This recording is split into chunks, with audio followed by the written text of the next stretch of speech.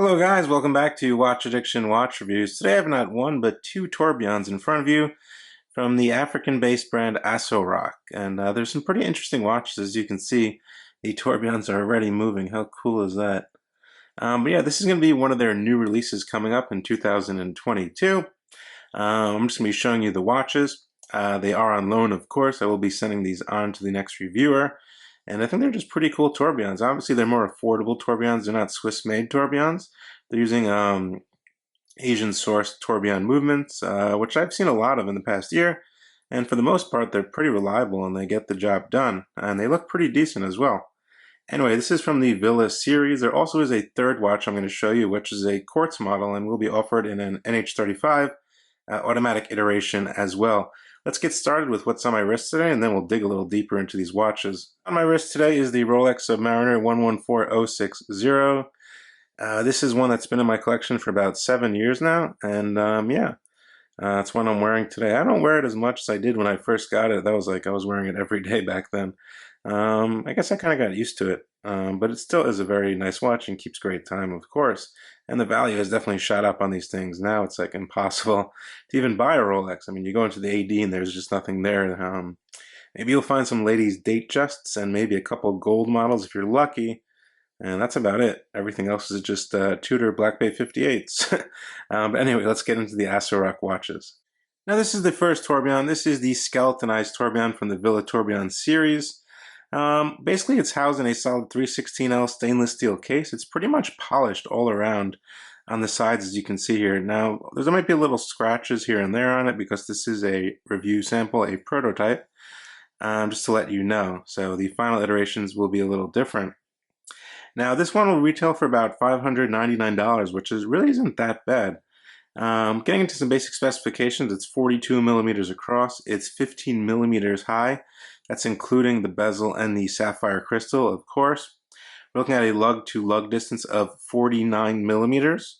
We do get a genuine sapphire crystal on the front, 50 meters of water resistance, a pull and push crown. The lugs are 20 millimeters, which is pretty standard for a 42 millimeter watch. Yeah, they're going to be doing some upgrades as well on these watches. But let's take a closer look at this tourbillon. It's a Huangzhou it's a Huangzhou Chinese tourbillon. And yeah, so as you can see, the tourbillon's right here. It does have a 24-hour subdial as well.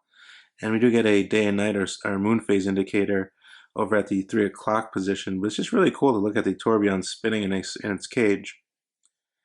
Basically, this defies the effects of gravity on time. Different watches keep different times in different positions. Hence why time watches are calibrated in different positions. Yeah, that's basically it. More of a kind of a thing to show off watchmaking, I would say. Not really so much of an accuracy thing. But Breguet was the first. Louis Breguet was the first to introduce the tourbillon way back in the day from Breguet watches. Anyway, this comes on the new Jubilee bracelet they have here, which is actually a really nice bracelet. It's brushed on the outside. It's polished on the center links. It is using pins. We do get solid end links here as well. And they kind of put this oyster style clasp on here, which I'm not so sure about. Maybe they can try a different clasp. I mean, maybe people do like this. It is a comfortable clasp and keeps things very thin. You can see it pops open here and clicks down very firmly. I believe there's also something on here that comes out. That could be the other one. I'm pretty sure this one has it. I'm not sure. No, maybe this one doesn't have it. The other one does have it though. It comes down and adjusts a little bit. Anyway, this movement does beat at 4 Hertz or 28,800 beats per hour. There's no hacking on this movement, but it is an automatic movement that beats at 4 Hertz, and it looks pretty nice. One change they will be making on this watch, as you can see, we get a screw-down case back here with the Asorock logo printed. They will be taking off that printing and putting all the specifications on the outside of the screw-down case back. So you can see those solid end links from there, but you can see the rotor over there. If you can see it moving right now, that is the rotor on this automatic Huangzhou tourbillon movement. But anyway, the self-winding on this is pretty smooth, so you can see here. It's pretty easy to wind, no issues there. You get one position, pops out, and then we can set the time. So you can see the 24-hour indicator, and this is going at the same time. Push that back in and you're all good to go. There is a little loom on the hands that actually tell the time. As you see, there's Romans applied on top of the movement of the skeletonized, inside of the skeletonized dial, which is pretty neat. Asorock logo is applied at the 12 o'clock position, and it's pretty easy to read the time, even though there's a lot going on. But yeah, just an all-around decent looking tourbillon. I think it came out pretty good. I like the colors of the blue over here with the gold, and then matches the gold over here, and it matches the gold over here on the movement as well, or the gold color. The finishing is pretty good, I should say. It's highly polished all around on the smooth bezel. We get a signed crown. This side is highly polished as well. The bracelet is very flexible. As you can see here, very articulating. Does it come down? It kind of comes down a half, but it definitely wears nice on the wrist.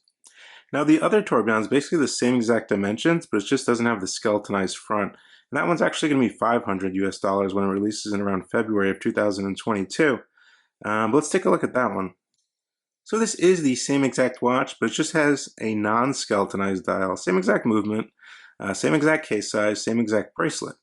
But as you can see on this model, we just don't have the skeletonized dial. It's a bit easier to read the time. It's a bit more, less complicated looking, I should say. But it's still, I think this one might be the one to go with.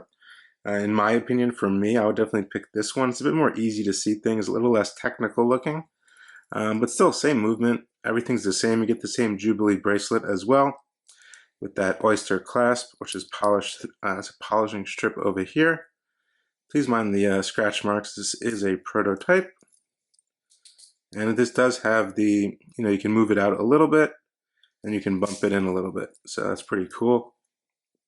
But yeah, the case back on this one is the same as well, and everything's pretty much the same besides the dial. So yeah, I think this one is the nicest one out of all of them though. There's also a third watch in the Villa series, which is a quartz model. I have the quartz iteration prototype, but we'll be coming with an NH35 as well at a much more affordable price than these. Obviously, it's not a tourbillon, it's going to be a bit cheaper. And I'll show you that right now. So as you can see right in front of you, this is the Villa quartz model, which will be at about $120 US, which is pretty cheap. It's actually a really nice white dial. I was pretty surprised. Pretty simple three-handed date quartz model using a Miyota quartz movement, although they will be making it with an NH35 as well, which will be $185, which is a pretty good price for a smaller brand. I think that's a very good price, very affordable, very reasonable. This watch itself is 47 millimeters lug to lug. It's 39 millimeters across, has a domed sapphire crystal with anti-reflective coating. It's 30 meters water resistant with a pair of 22 millimeter lugs. And it does come on that same Jubilee bracelet. Please mind you, there's plastic on here. I'm going to keep it like that so the next reviewer doesn't have to get it scratched or anything like that. But the finishing on the case is just as good as the tourbillons. You get the Asorock signed crown. And also, oh, forgot one thing. It's going to say Asorock Africa below the 12. It's not going to say Asorock Nigeria. And yeah, you can see those nice applied markers right there, which are highly polished. Villa series, Villa in red script. Just a simple quartz movement in this one. Pull out one position, we can flip through the date. Final position, we can set the time. There's some loom on the hands right now. They're going to be adding more loom to this watch. They did tell me that, so definitely stay tuned. Back to the finishing. So it's highly polished on the sides of the case, which I think looks fine. Please don't mind the scratches, like I said.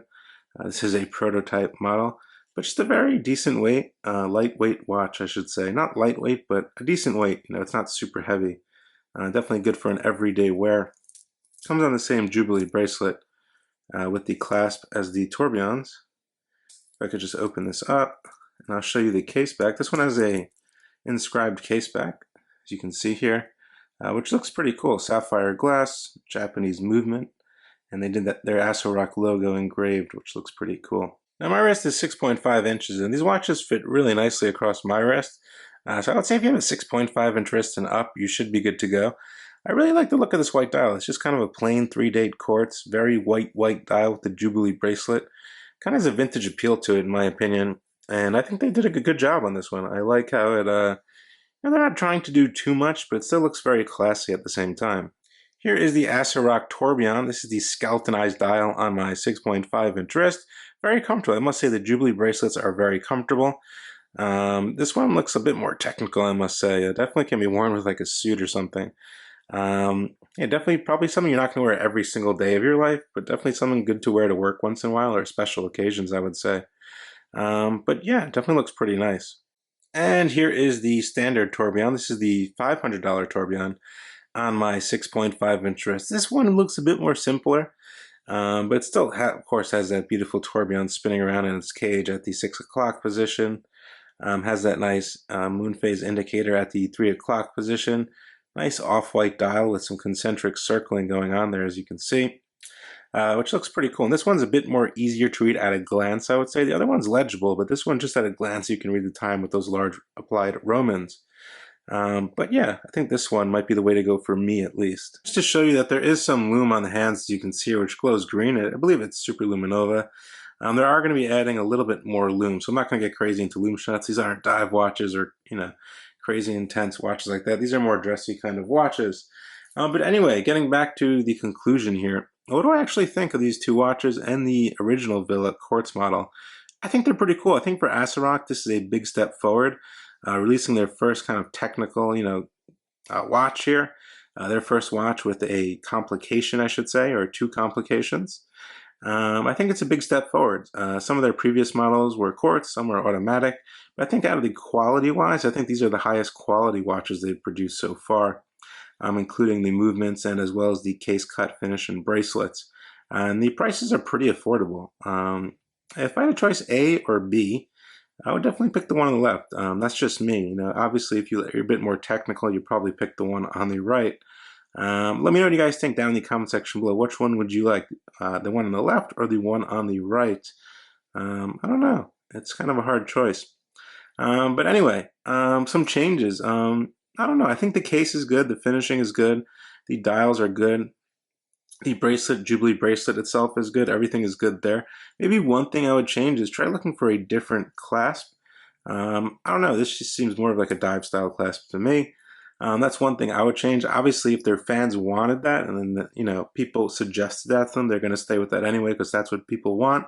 Again, that's not that's out of the question, with my opinion. But anyway, yeah, I think it's a pretty cool watch. Obviously, you can always throw these on a leather band. I actually put one of these on a leather band. I was wearing it, and it looked really, really nice, and it fit really nice as well. It wasn't top heavy either on the leather band. So the weight on these watches is definitely evenly distributed. But yeah, you just get a really nice glimpse at a tourbillon movement. Even though tourbillons are extremely expensive, there's always a way to get a tourbillon that's affordable using a Chinese tourbillon movement, and they're still, do the same exact thing. They're just not hand finished. They're more machine made, I would say. But yeah, I think they're pretty well made watches. That's probably the only thing I'd take a look at. But like I said, if that's their choice, that's their choice. And they seem to be in business, so I guess they know what they're doing. But yeah, as for the Villa watch, I think the Villa watch is pretty cool. Obviously, this is going to be for someone who wants more of a simple, dress style watch, obviously. Or maybe one-in-one or something like that. Obviously, it's a pretty cool watch to wear every day. If it had the NH35 in it, I think it would look pretty cool as well. I'm not sure the thickness is going to be the same with the NH35 because that is a thicker movement than a Miyota quartz movement. But I think they did a pretty good job. I was quite surprised at how classic it looked and just how clean and, clean cut it looks. Very clean looking watch. But yeah, so let me know what you guys think down in the comment section below. This is Watch Addiction Watch Reviews with the new Asorock releases. This one will be releasing before the two tourbillons, I believe. I will drop a link to their website in the description below so you can sign up for their newsletter and check them out. If you're interested in their watches, they are a young company from Africa, which is pretty cool. So let me know what you guys think. This is Watch Addiction Watch Reviews, and I'll see you guys real soon. Bye.